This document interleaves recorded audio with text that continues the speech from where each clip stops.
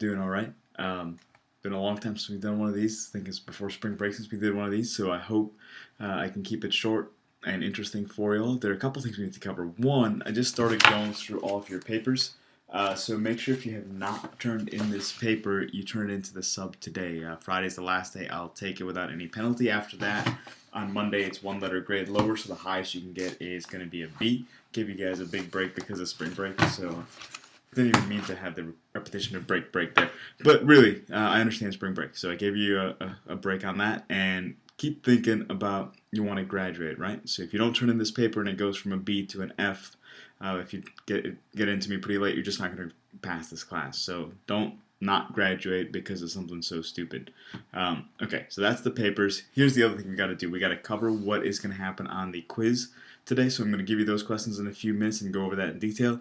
And I want to recover some aspects of feminism with Mary Wollstonecraft, which is what we read yesterday. I know it was a really boring text. I want to talk about the reaction of feminism in contemporary America today and the reaction of feminism to Wollstonecraft's text there. Okay, so I'm going to show you guys a little video about 6 or 7 minutes long about how the text was received by folks like Thomas Jefferson and our founding fathers. Because she writes it right around this time of the French Revolution. America has just declared independence from the UK. It's really a time where things are changing across the world, and the regular roles that we have for women, the regular roles that we expect for men are changing. Now, keep in mind that the guys want women to just look and not talk. They want them to play music, they want them to sing, they want them to be trophy wives, so to speak. Right? So if you ever watched any of those really dumb reality shows, it's like Basketball Wives or Army Wives. Well, Army Wives, I don't think it's a reality show. That's just a TV show that I've heard. Never watched it, so I have no idea. But like, there's something like the Real Housewives of Orange County or something like that, where there are a bunch of very rich, snobby women that drive me nuts. And I'm sure they drive you all nuts, but if I had cable, I'd probably watch it, but I've seen clips of it, and they seem like they're crazy. So that's kind of how most guys wanted their wives to be. It's not crazy per se, but they just wanted them to be kept women, so to speak, like trophy wives, okay? So let's check out how Wollstonecraft's text was received in America in the 1700s, late 1700s, right after the Revolution. And then we'll come back and I'll talk to you guys about contemporary feminism, especially in music, with Carrie Underwood and Nicki Minaj. And I think you can kind of see some parallels between what's happening with those two artists and what Wollstonecraft is talking about, because we often think about feminism as no longer being a relevant issue, that the idea that men and women are not equal is absurd to most people, and that it should be, right? It really should be. There is no difference between the sexes as far as our capabilities mentally. So let's check this video out, and we'll come back and we'll talk more about various aspects of feminism and then go into the quiz. All right. The reception of Mary Wollstonecraft in early America. In 1792, when Wollstonecraft wrote her Vindication of the Rights of Woman, America was a new nation. It had recently emerged from revolution and was struggling to maintain its stability as its founders argued over the best form of government. During the Revolution, women had enjoyed many freedoms because the nation relied upon the help of every citizen to free itself from the tyranny of the British. But when the war was over, women were expected to return to their place in the home. Women had hoped to share in some of the rights afforded to the citizens of the new republic, but the forefathers were not willing to give up their privileges at the head of society. Abigail Adams told her husband John to remember the ladies when framing the new government, but he did not. And Thomas Jefferson confessed that he never even considered the prospect of female education.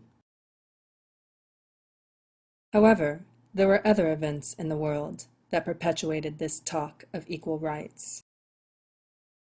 In 1789, the French began their own revolution when citizens stormed the notorious Paris prison, the Bastille. Many idealists, like Mary Wollstonecraft, believed that the French Revolution's falling so close on the heels of the American was proof that the cause for democracy was spreading across the globe, and for a few years there was a great deal of optimism.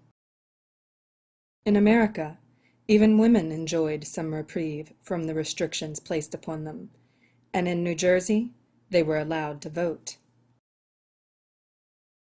But in 1793, the mood changed when Maximilien Robespierre, a member and later head of the newly formed National Convention in France, began what has been labeled the Reign of Terror.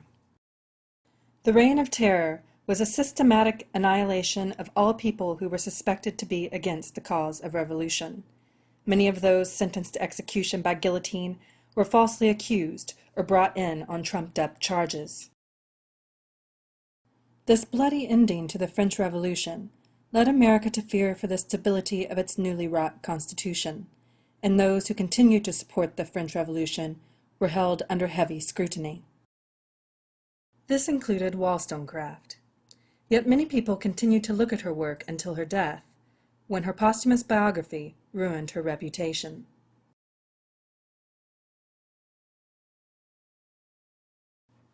Wollstonecraft died in 1797 of puerperal fever, 10 days after giving birth to a daughter, Mary Wollstonecraft Godwin, who later married Percy Bysshe Shelley and wrote the classic book Frankenstein.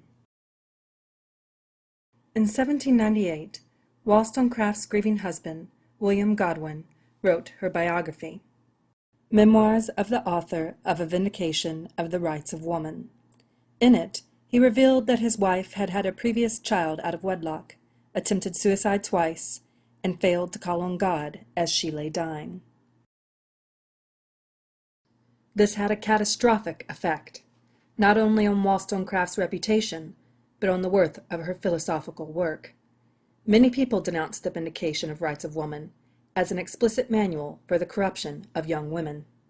In fact, the Rights of Woman wanted women to remain chaste and feminine, and to tend to their domestic duties. But in addition, it also called for better education, increased respect, political representation, and financial independence for women. The work attempted to give to women a small portion of what the recent political revolutions had given to men. Wollstonecraft had spoken of rights as they related to women for the first time. Many readers were sympathetic to the work, at least in part, but the scandals of the memoirs ensured that the more radical notions, which had made the work unique, would be rejected by that generation and many more to come. In America, Wollstonecraft's Rights of Woman was hardly spoken of until the memoirs caused readers to view the treatise in a different light. Then, in the presidential election of 1800, the memoirs achieved an unprecedented notoriety, when Wollstonecraft's indiscretions were exploited for use in slander against the Democrat-Republican candidate for president, Thomas Jefferson. Federalist magazines and newspapers associated Jefferson with the loose morals of Wollstonecraft and the ideals of the French Revolution. Jefferson managed to win the election in a 36-ballot runoff, but this did not redeem Wollstonecraft's reputation. She came to represent all women who desired increased independence and representation in government, or simply spoke their minds. This type of female was demonized as a virago, or hyena in petticoats, and was placed at the heart of a conservative backlash against the role of women in society. What formed in its place was the idea of a Republican mother, a backhanded solution to Wollstonecraft's reforms and those inspired in women by the American Revolution. The notion of the Republican mother taught women to value their place in the home as their means of affecting politics. They were to be educated simply so that they could manage a household and educate their sons to be good Republicans and future leaders. This solution effectively silenced the call for the reform of women's rights in America for the next 40 years, until 1847, when the women's movement adopted the Rights of Woman for their Bible and launched their campaign at Seneca Falls under the direction of Elizabeth Cady Stanton. The effect of Wollstonecraft's life and work on the role of women in America can be seen in many works written at the turn of the 18th to the 19th century, such as the novels of Charles Brockden Brown, America's first canonical writer, the plays of William Dunlap, the most prolific dramatist of the period, the speaking tour of Deborah Sampson Gannett, the infamous cross-dressing female soldier from the Revolutionary War, and the satirical poetry of Benjamin Silliman, a chemistry teacher at Yale, and a member of the Hartford Wits. Wollstonecraft's name faded from print, but not from the public consciousness, as these works and others like them perpetuated her philosophy.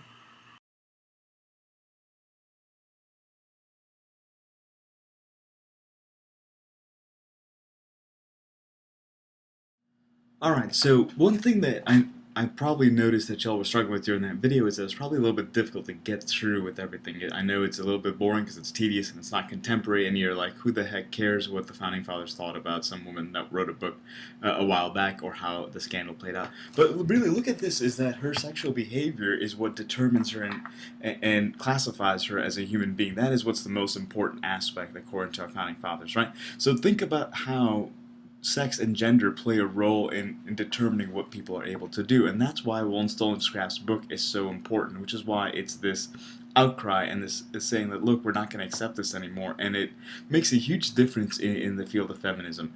Let's take a look at these lyrics by Carrie Underwood. I'm sure everybody's heard this song. You know, I love the song. It's very catchy, though I've heard it a million times now, and Carrie Underwood's become quite famous now. But really, it's the song that goes, right now, he's probably slow dancing with a bleach blonde tramp, etc., etc., etc. You know, this is the one where she's going and she's going to key his car up and stuff like that. But here's what's really fascinating, right? Take a look at how she's describing the other woman. Look at how she's using words like bleach blonde tramp, and she's automatically identifying her sexual behavior as a way to demean her, to diminish her, right? So it seems like the only way to attack her, attack the woman, is to do something such as diminish her as a person and not really acknowledge her as a person. Yet, when you look at lines such as these, which say bleach blonde tramp, think about how Carrie Underwood depicts herself as well when she's on stage, or when she's acting out, or when she's appealing to a certain audience, and why she might dress the way she does, and why she sings songs the way she does. At the same time, think about what she says she has power over, right? The power that she has, it is to damage something through vandalism, is not to go in there and behave in what we consider to be a traditional masculine fashion. So traditionally, if a guy sees another guy with his girl, they go up, you punch him in the face or something like that, right? You don't really sit there and you vandalize someone's property. You just go there and you confront the situation and you deal with it as a man, which is the saying you have. So think about the expected behavior rules in this music video or the song versus how you would expect a guy to behave. You think about especially the difference between how Carrie Underwood is behaving and the way we want her to behave, and the way someone like a rapper might behave, because of these ideas of what is normal behavior for a guy versus a woman, right? Another person I think that's really interesting to look at and see how they talk about feminism is Nicki Minaj. I don't know if you guys are fans of Nicki Minaj or not, but she writes some really interesting rap music. I like most of it, especially this song, "The Boys," between her and Cassie. And what's really interesting is if you take a look at Nicki Minaj, and if you're into rap, and if you take a look and you see what Nicki Minaj is rapping about and how she's using lyrics, especially lyrics that can be either sexualized or lyrics that are misogynistic or utilized in such a way that they portray her sexuality versus her ability as a rapper, right? So when you take a look at the history of female rap artists, you have folks like what's that girl, Left Eye from TLC, or Lauryn Hill from the Fugees, or you see other women artists who have done quite well for themselves, some like MIA, who have not utilized their sexuality to such a degree, but they've also not been as popular as Nicki Minaj. So Nicki Minaj's success as a rapper is predicated on her portraying herself as this Barbie doll figure that uses and oozes sexuality. And also, as if y'all are familiar with rap, one of the big things in rap is you go after somebody else, or you have beef, so to speak. They don't have to be legitimate beefs where you're going around killing anyone, but you have to have these types of riffs back and forth, right? And Nicki Minaj does not do that at all in her rap music, because she did try to do that. If you're familiar with her as an artist, she did try to do that earlier on. But what happened is that those singles didn't do very well. Nobody really cared. They were like, "Oh, what are you doing? You're a woman. You're not supposed to be engaging in this type of behavior."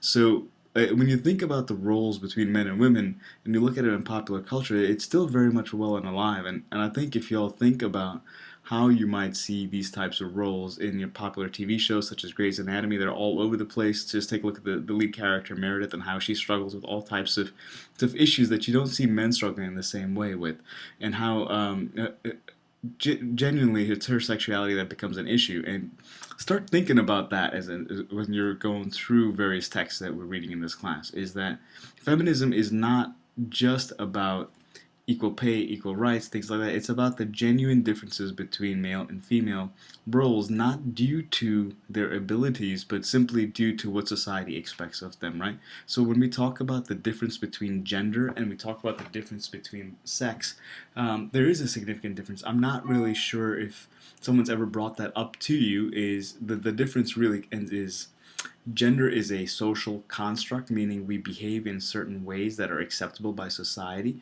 and we behave that way because society says we should behave this way. And sex is the biology that you're born with. And these are two big differences that we'll start to explore more. As you get into college, you'll start looking at social theory, you'll start looking at literary theory, and you'll start thinking about how society defines what is normal behavior for a guy, what is normal behavior for a woman.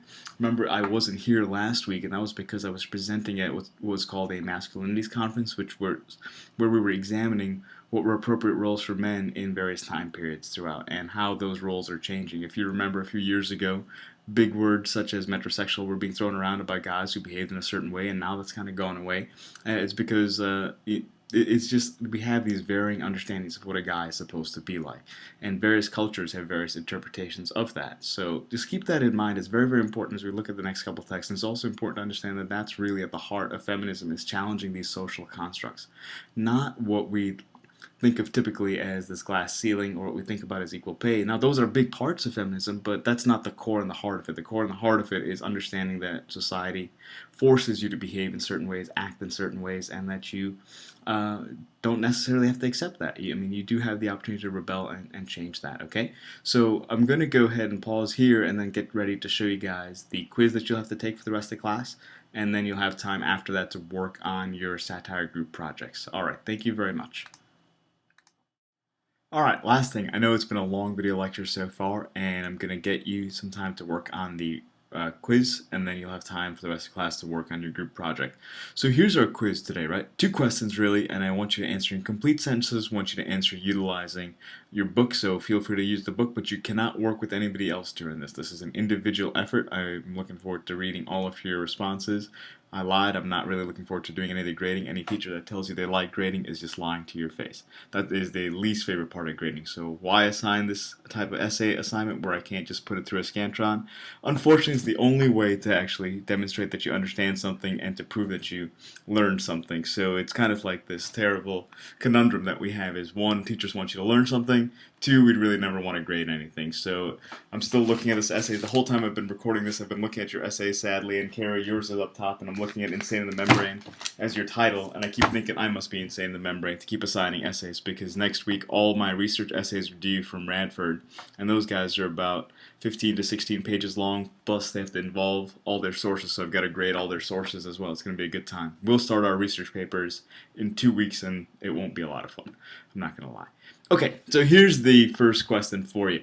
Is a modest proposal a successful satire? And you must defend your answer by using quotes from the text. So you've got the book in front of you. Go ahead and pull it up and go through that. Now, to get an A answer will have a clear thesis and use multiple quotes from the text to demonstrate their point. Okay, so remember to interpret and analyze the quotes you choose. Don't just leave the quote hanging or think that the quote is going to explain something for you. Always make sure that you put the quote into context, like almost have a quote sandwich. Introduce the quote, have the quote, explain why the quote matters in some kind of way. Okay? Question number 2 is then going to be, is satire still an effective form of social commentary?